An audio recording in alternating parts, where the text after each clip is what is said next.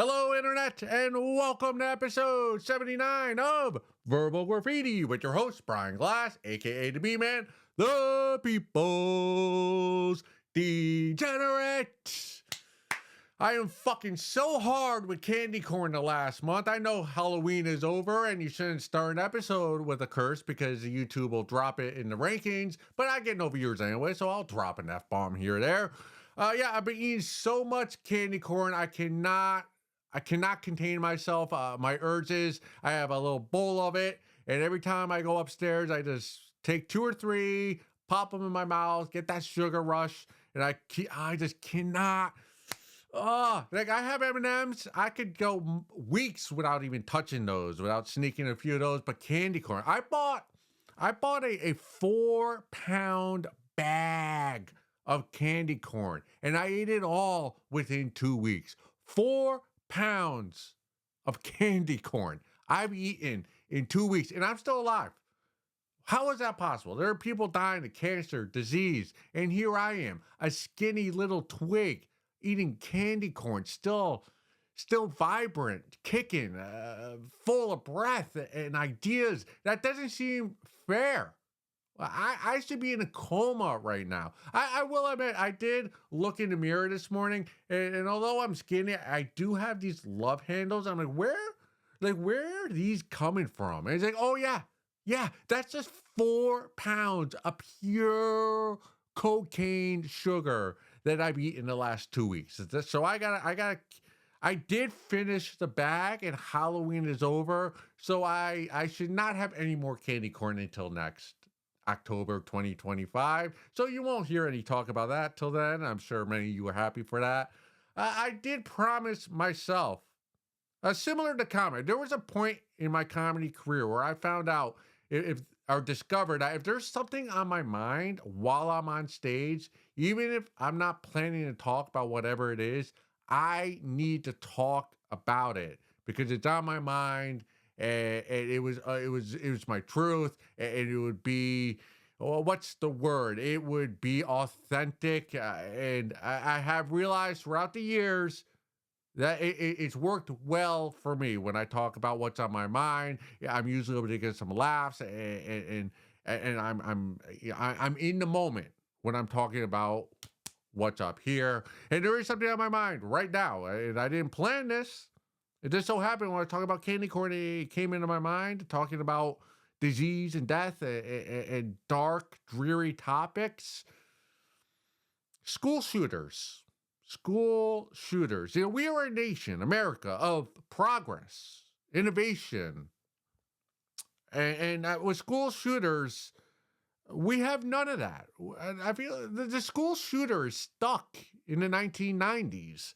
It's the same thing. It's one guy, usually a guy, white guy. I don't know what it is with us white boys, but he goes into a school, pop, whatever it may be, 1 to 20 or so students, faculty die. But it seems it's almost they're still prehistoric, the current day school shooter. Like there should be some innovation in that if you're gonna go that route, and I hope you don't. I sincerely hope you don't. If you're feeling stressed, if you're depressed, seek out help. Message me down here, Verbal Graffiti. I'll reach out. I'll talk to you. I don't have a girlfriend. I don't have anything going on in my life, so I'll talk you off the ledge. I'll make you laugh a little bit, hopefully. But yeah, in school shooters, it seems, because I spend a lot of time, an inordinate amount of time thinking about how, like, if I had to murder somebody, how I would do it. Not so much the actual murder, but how would I dispose of the body so that I would not get caught and have to go to jail forever. So I'm always, not always, but it comes and goes thoughts of, oh, where would I hide a body? Like, where would I, they tell you not to cut the body up because the more parts that you hide in different places and different parks, chances are someone's going to find one of the chances increase that a civilian will find a body part. And because of DNA, how good we are with the technology is today, that it's more likely for you to get caught. So you don't want to chop it up. There is that thing in the show Breaking Bad, which I think is a wildly overrated show. None of the characters I found redeeming. I didn't find any of them. I didn't find myself rooting for any of them. The mom was such a twat. The son was such a dirtbag, terrible. He did not. He was not thankful for the situation he was in, born into. The father, a drag. I don't remember all the names, but yeah, there was a point. I believe in that show they had a tub and some type of acid they would put the dead bodies in, and that would dissolve the body. And then there's also, but I don't know where to get that acid. I don't know where I get that. And then there's also, we'll just feed it to pigs and they'll eat it. But again, I don't know. I think if you have a pig farm, I mean, aren't there people throwing dead bodies in all the time? So you would have to think they have some type of camera system up to prevent murderers from throwing dead bodies. But yeah, I always think about that, or not always, but on and off. Where do you dispose of a dead body? But going back to school shooters, just the normal way of just going into a school, boom, boom, boom, like it's a video game, just shooting away. That's up your game, up your game. If you're gonna go that route, like be original, like try to get the high score. The one way I was thinking of maybe doing that is instead of going into the school, make the students come out of the school and you wait there, and that's where you just light them all up. The way to do that, pull the fire alarm. You pull the fire alarm, all the students have to exit the building. They line up wherever their designated line is. You're waiting behind a tree. You pop out with your AK and pop, pop, pop, pop. You get 50 people right there. Or maybe I've been watching a lot of there's this combat footage subreddit, and they show a lot of footage of the Russia-Ukraine war, and a lot of those fighters are using drones. It's very eerie if you go to that subreddit. There's a reason why I'm not showing it. I haven't yet to show it here. It's because I don't really want to show dead bodies. But yeah, it's basically like a $500 drone. Someone's got a body cam, they look up, they're like, oh shit, and then boom, the bomb just drops on them, and no people at all. Seems like maybe you could use a drone. Let's be, if you're gonna be an American school, papa, up your game, be original. I'm not impressed. A very dark opening to episode 78, but hey, that was on my mind. If you enjoy that dark type of humor, you're welcome. Let's get into some more lighthearted material here at Purple Graffiti. Found this on the subreddit Sugar Baby Only Forum. Asking for more. Aren't we all? Advice needed. I've been seeing one particular guy for 2 years now, about once a month or every other month. It's very NSA, no strings attached, I think, as he has a baby mama and child, and I have my own thing going on. It's worked well for us, and I genuinely enjoy spending time with him. He sends me 2K when we go on a date, late night call, or if we planned a date and he cancels on me. I want to ask him to start giving me 3. It's been 2 years. Things are great. I keep things totally drama-free. Attachments, just fun. Sorry, no attachments, just fun. I've only asked once for more for my birthday to get a laptop. He obliged and sent me a little more. A good guy. Of course, I don't want to spoil a good thing, but hey, I'm so good thing for him too. How can I bring it up to him in a way that doesn't feel money grabbing? Something that would make him think of course and want to give me more money. Side note, I am also starting a business which he knows about, so it's possible I could use the reasoning that I'd love a little extra money going forward to help with my business. How have any Sorry, how have you successfully brought up wanting a higher ppm or allowance? I am not a sugar daddy. I would like to be a sugar daddy if I had the funds. If verbal graffiti, if this project or my stand up comedy were successful financially, yes, I would tip my put the tip of my penis in the sugar daddy game. But I'm not there yet, so I'm projecting here with this answer. I believe that maybe the best way to go about this is how we all go about this in our normal, whatever our business, our line of work is. Treat What you should do is save a receipt next time you go to the grocery store and show it to your sugar daddy and explain inflation. That's what every employee's been doing the last 3 years. We go to our boss, we ask for a raise. Why do you want a raise? Inflation. And then we say, well, my rent's gone up $200. Groceries have gone up 40%. I could barely get by. That's why I need a raise. That's what you should do with your sugar daddy. Obviously, he has money. He knows how money works. He's seen what's gone on in the world the last few years. He know money's printing. It's worth half of what it used to be before, the money was printed out by the Fed Reserve. So he knows that. So if you bring that to him and you're honest and you go, yeah, it's inflation. Like, I need more money.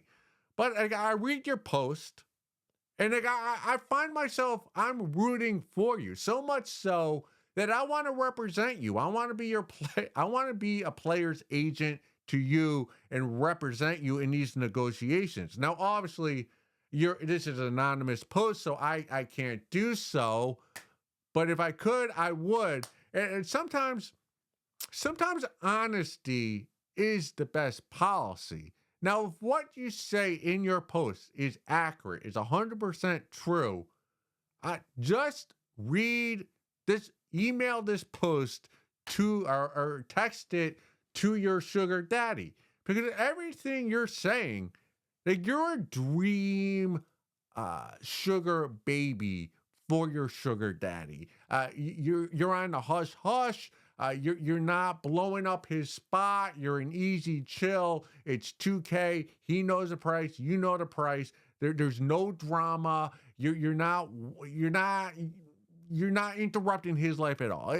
You are a lady of the night that is a rare breed in the 21st century, because so many ladies of the night are going on social media, blowing up their John spot, ruining their life, exposing them, exposing the lies, the backstabbing, the infidelity. They're just talking when there's no talking that should be done. And you're doing none of that. You're staying silent. You're just going on late night dates, collecting that 2K. You're making sure your client enjoys his company, your company, and you seem to enjoy his company.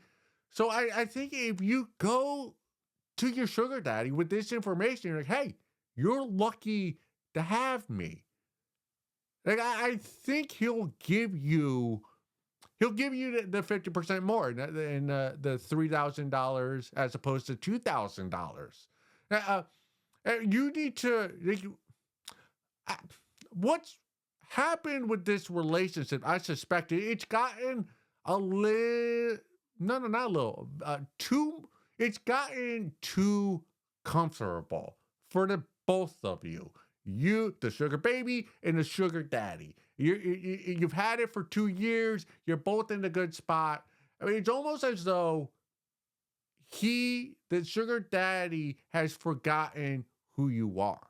Like, you got to remind this sugar daddy that he's paying for your poon, and that is the product. And since you are the owner of that product, your poon, it's within your right to increase the price of it if you see fit. And clearly you do see that your vagina should cost more. So you need to approach this topic or this subject as though it's a regular business affair.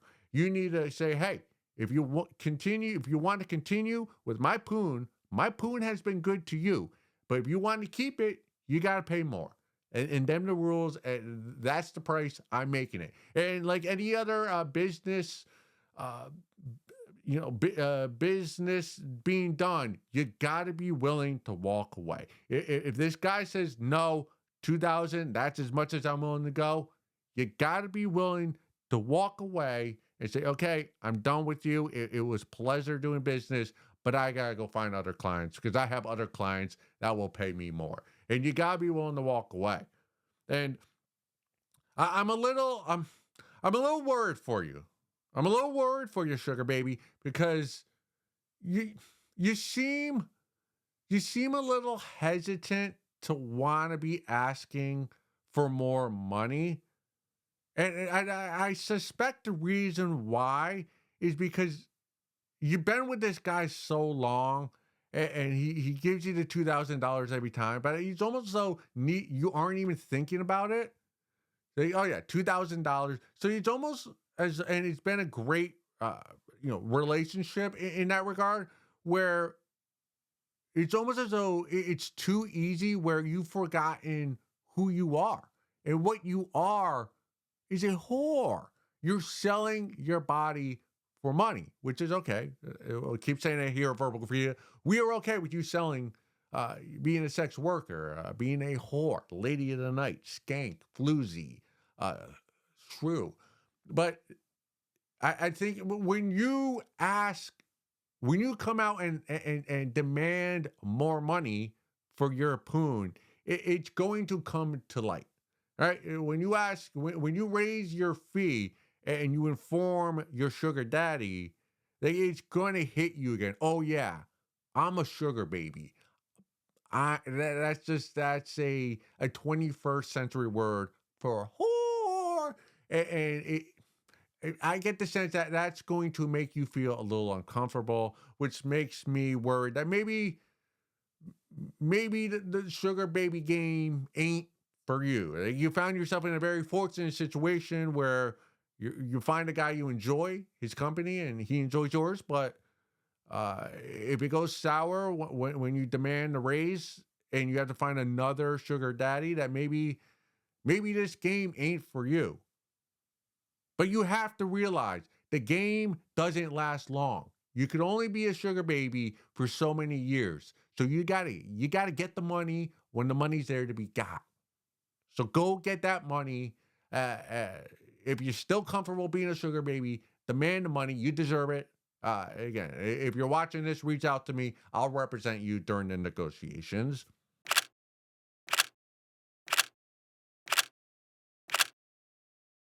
Pow pow, we back. Episode 79, segment 2. Sometimes in life, you need to see somebody else getting their ass kicked, whooped badly to appreciate your own life, your own predicament. I was at this bar. I feel like a lot of my stories start this way. I was at a bar, chopped it up with a stranger. Yeah, I was talking to this lady I don't know very well, seen her around the state a few times, but it was the first time we've really spoken. Knew nothing about each other. She walks with a cane, a 48-year-old, a black lady, no hair. We'll get to that. We were talking. She was telling me, I was like, hey, you look a little tired. How's everything going? It's like, I'm tired because of the chemo pills. Chemo pills. All right. All right. You're opening up a conversation with that. This is going to be a real one. So we get into it. Turns out, December 2023, she was diagnosed with breast cancer. And January 2024, so about a month later, they removed both of her breasts. I was like, wow, that was quick. That was pretty quick. Yeah, she goes, oh, yeah. I mean, my breasts were very dense. They were like dense 3 rated, so they had to get rid of them like ASAP. I was like, what is that? And she said, oh, my boobs are high density. I was like, I've never heard that before. What is that? I'm pretty ignorant when it comes to the female anatomy. And she was explaining to me that she did have very firm breasts because they were high density, something with a number three, like third degree high density, like maybe the most dense breast any babe can have. And I was telling, oh wow, so even though you're 48, were they still like super firm and perky? And she giggles, she's like, yeah, yeah, they were like amazing looking. I was like, oh wow, man, that's too bad. I would have loved to touch them. And she's like, oh, I'm a lesbian. I mean, I'd let you touch them, but it's not that way. I was like, oh, that's cool. All right, good for you. And I was like, well, what's the deal? So you got them cut off. She had chemo, but now she has to take this chemo pill for I believe 10 years, like every day, and they give her a lot of fatigue. And she walks with the cane, and she taught me. Like I was learning all this through her telling me. But I guess with some of the medications she has to take, that every once in a while she'll get dizzy, lose her balance. That's why like she doesn't really need the cane to walk, but just in case the dizziness comes, she has the cane there for a little bit more support. And we're talking, and she has such a great attitude. And she had a hat on. I'm like, oh, so are you bald because of the chemo? She's like, yeah, I had to cover it up. I've asked very, very intrusive questions, especially to people I don't know very well or people I just met. Sometimes that makes for very fun conversations. Sometimes I get a lot of peculiar looks like, I just met you. Why are you asking me about my hair loss and my love life and wanting to touch my boobs? That's who I am. That's what makes me lovable. That's what makes me the people's degenerate, the B man. Anyway, we were talking. And she's like, yeah, the chemo pills, 10 years. I just get fatigue. And, sometimes I bitch about my life and how nothing's going right and how it's not everything's together. And then you have a conversation with someone like Kelly who's, got her boobs cut off and she's taking chemo pills, but she's still out there trying to do stand up and she's still trying to find love. Like she was showing me, she's on some, I don't know if I should be saying this, but she's on some Facebook lesbian dating group. It's called the Pink something, and she was showing me, like, dude, she gets a lot of matches, and she's very open about her, the cancer and everything. But man, 48, cancer less than a year ago, taking chemo pills, still trying to do stand up. She's very new to stand up and still trying to find coochie to suck on. Like she was telling me how much she loves sucking coochie, and I was like, dude, we're like kindred souls, man. You and me. Like, I'm so glad I met you. It was so fun. And then like a week after that, because I had asked like if she had like pre-surgery, post-surgery pictures of her chest, and she said, yeah, I do, but she couldn't find them on her phone. But I ran into her at a comedy show a week later, and she had the photos for me. She showed me. Kelly showed me. They had a photo, I guess the surgeons took, of her boobs detached. Like they were on a table, obviously sanitized and everything, but her boobs, like it was a dessert. And I was looking at these boobs and they were amazing looking. They even when they were detached, cut off, they were still perky. They were still pointing. Sometimes when a babe will lay down, the boobs will kind of like lay to the side, and she kind of becomes flat chested. Even a heavy or a top heavy lady, but her boobs on the table post surgery, just looking fantastic. And I asked her, like, "Do they let you take those home?" And no, they don't. The surgeons didn't let her take those. So they should have. Those boobs. Since Kelly's still alive, they should allow the hospital should have allowed her to take her boobs home to put on her wall, similar to how hunters put a deer that they shoot on their wall. Because these boobs, they should be on display. They are amazing. Maybe I'll ask Kelly if I could show them on an episode of Verbal Graffiti. I don't know. Maybe we'll see. I'm not sure if that will be allowed on YouTube, but it is a medical. It is. It's not, it's medicals. Surgeries are allowed on YouTube. I'll ask her next time I see her. But then she also showed me post-surgery. And what the odd thing was, I've never seen post-surgery breast cancer surgery. But really, there's no boobs at all. Like, it's just, there's no nipples either. It's just a chest with obviously where the surgery, not scar, but the surgery where they cut the boobs out. There's a line scar that's recovered, but there's no nipples. And I asked her, I was very taken aback by that. And I asked Kelly, I go, hey, Kelly, where's your nipples? And she looked at me. What do you mean? The surgeons, they cut them off. I'm like, but they don't reattach the nipple. I guess they don't do that with breast cancer. They cut the boob off and the nipple. They don't. I don't know. For some reason, I know about breast cancer, but I just always assumed they would cut the breast off and then attach the nipple to the flat skin that's there. But no, that's not what they do. They cut the nipple off and they don't put the nipples back on. So it's flat chest, no nipples post a breast cancer surgery removal. So that's interesting.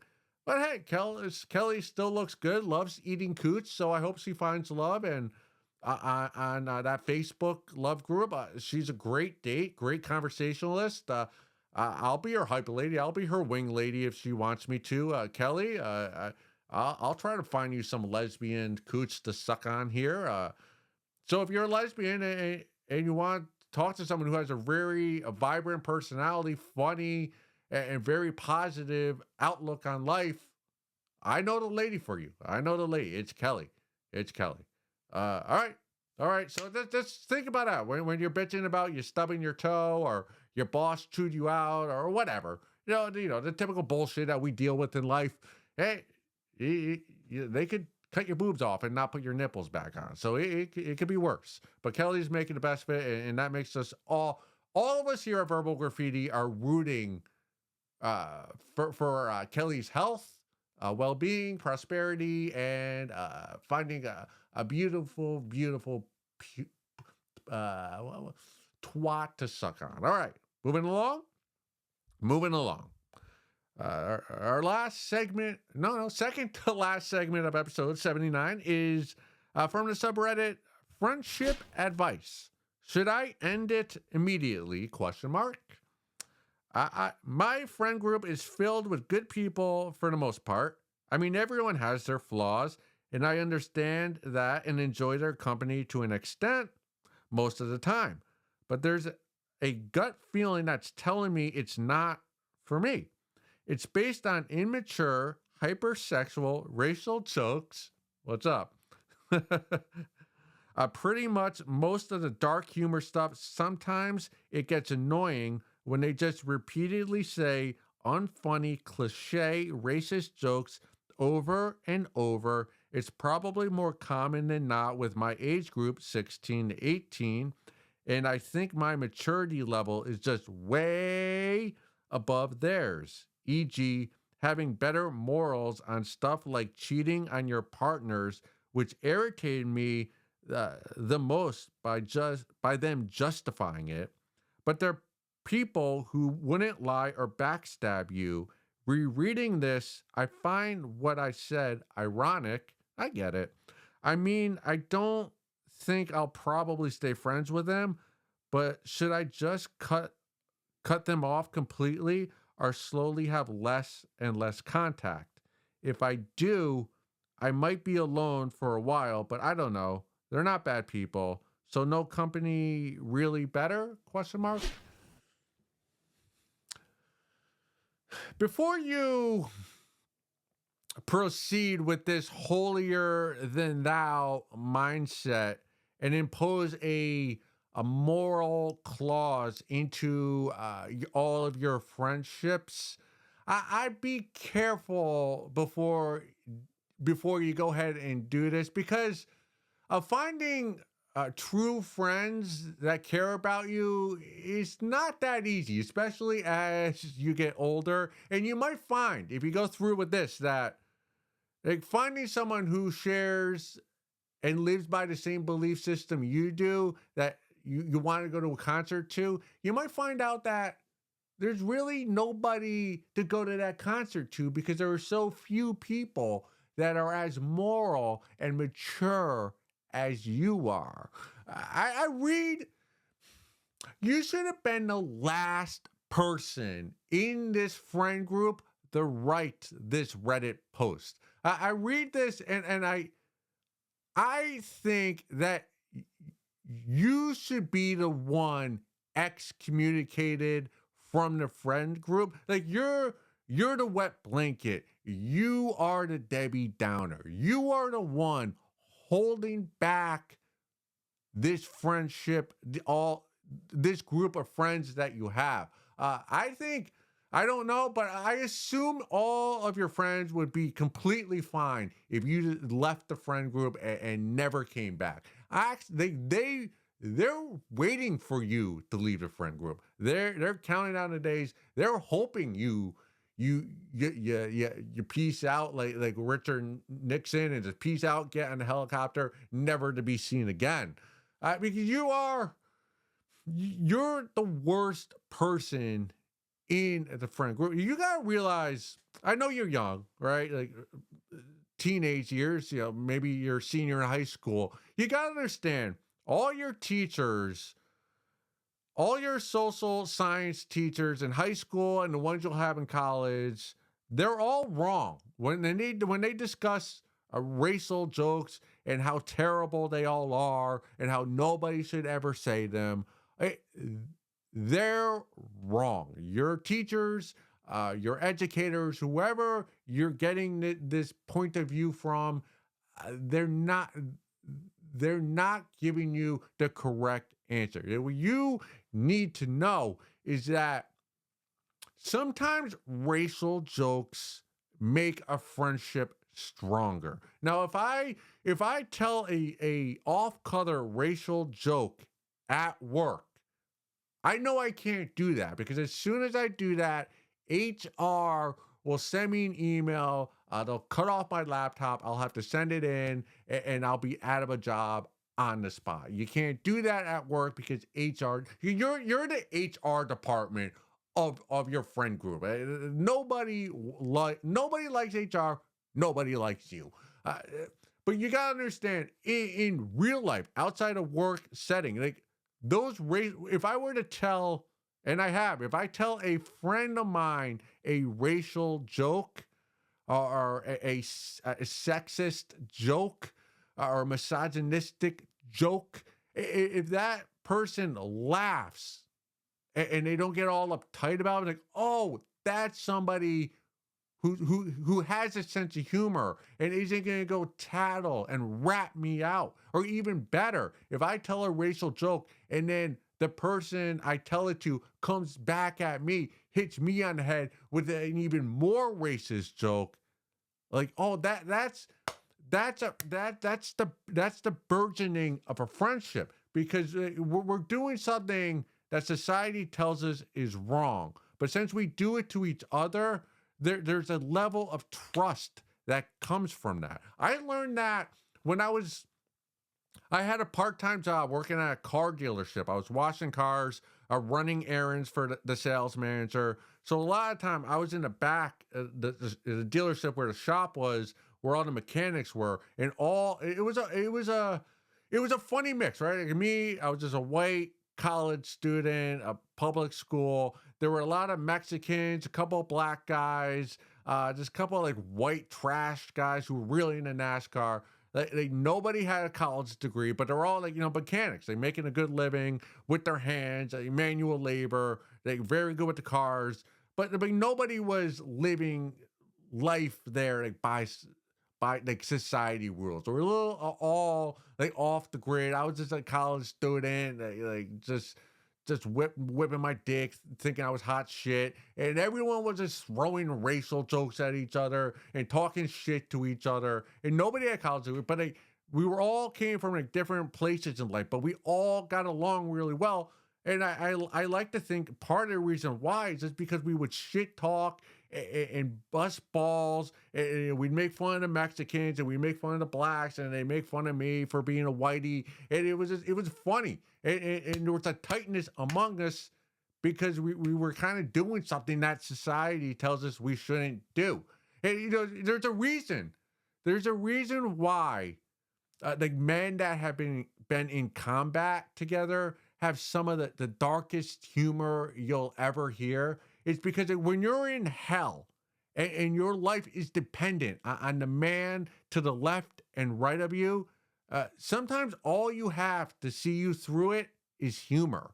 And that's where that dark humor comes from. So, like dark humor, racist jokes, sexual jokes, there is a camaraderie that can come through telling those to each other. Like not everybody who tells a racial jokes not everybody who tells a racial joke wants to bring back lynching from trees in the town square. That's not that like 99.9% of the times that's not the case. It's just somebody who has a good sense of humor. So right now, the B-Man Brian Glass, aka the People's Degenerate, I am raising my hand and I am submitting my resume to replace you in your friend group. I have a litany of dead baby jokes I can tell to these friends that I know that will make them laugh.